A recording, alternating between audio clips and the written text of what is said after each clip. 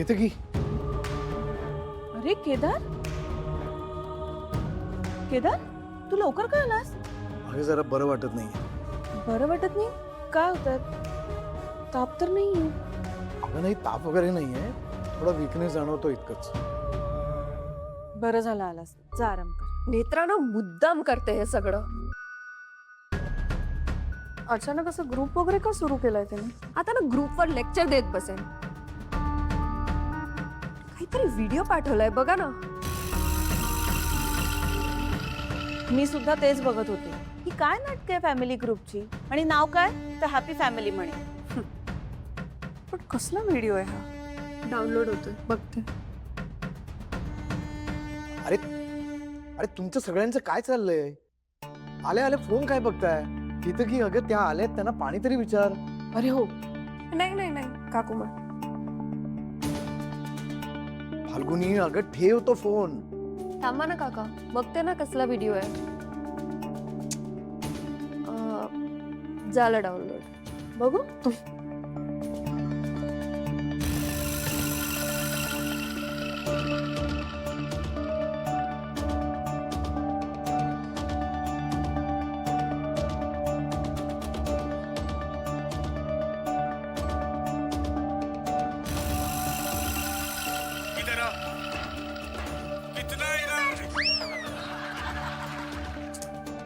काय आहे? कसला व्हिडिओ आहे हा?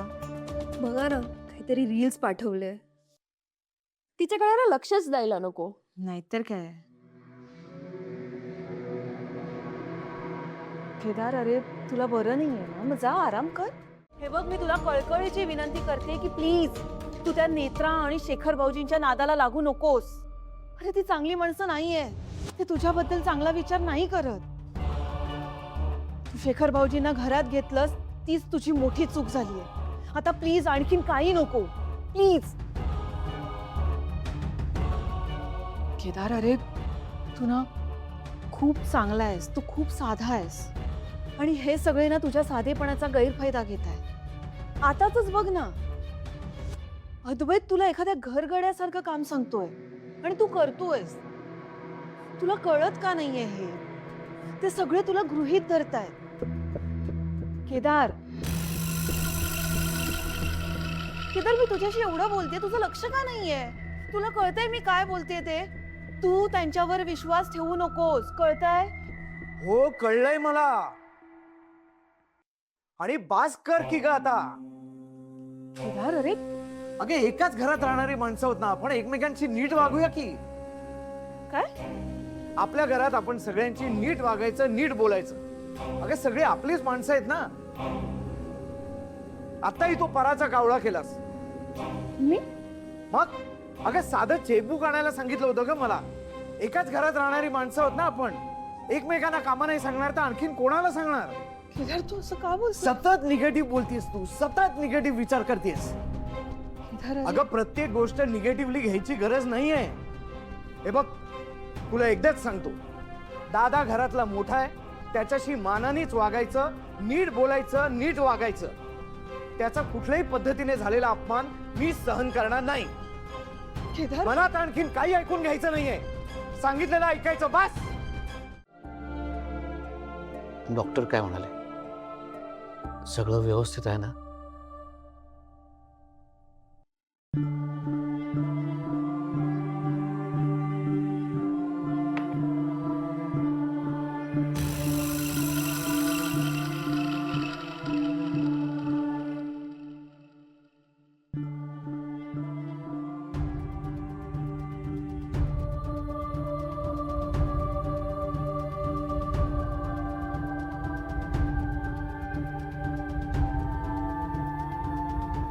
काका,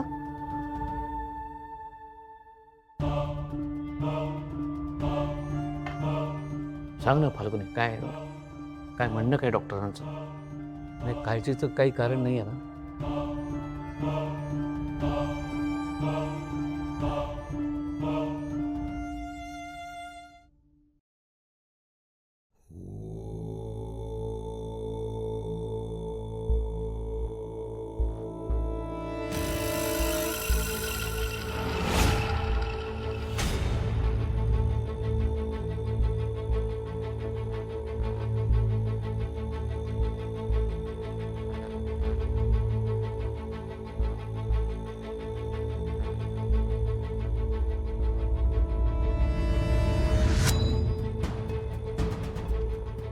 फाल्गुनी, अगं दादा काय विचारतोय? काय म्हणाले डॉक्टर? एवढं काळजीने विचारतोय, त्याला काहीतरी उत्तर दे. काय म्हणाले डॉक्टर? मला त्यांच्याशी नाही बोलायचंय. बोलायचं नाही म्हणजे? अगं तो सासरा आहे तुझा, तुझ्या वडिलांच्या जागी आहे. बोलायचं नाही म्हणजे याला काय अर्थ आहे? केदार अरे एक मिनिट केते, दादा तिला काळजीपोटी काहीतरी विचारतोय, ती डॉक्टरकडे जाऊन आली त्याविषयी विचारतोय. ही मुलगी एक शब्द बोलायला तयार नाही. हो पण तू ओरडतोयस का? केदार तू चिडू नकोस. तिच्या मनात माझ्याविषयी अजूनही राग आहे. तो केल्याशिवाय ती माझ्याशी नीट वागणार नाही, बोलणार नाही. असू दे. अरे दादा, राग वगैरे सगळं समजू शकतो मी, पण एखादी गोष्ट किती ताणायची याला पण काहीतरी लिमिट पाहिजे की नाही? आता तू इतकी वर्ष माझ्याशी इतकं वाईट वागलायस तरी मी तुला माफ केलं आणि तुझ्याशी चांगलं बोलतोच आहे की. ह्याला काय प्रॉब्लेम आहे? मुळात घरातल्या मोठ्यांची नीट वागायला पाहिजे, नीट बोलायला पाहिजे, एवढी अक्कल नाही यांना. केदार ही काय बोलायची पद्धत झाली? आणि तुझ्यासाठी आम्ही त्यांच्याशी भांडलो ना?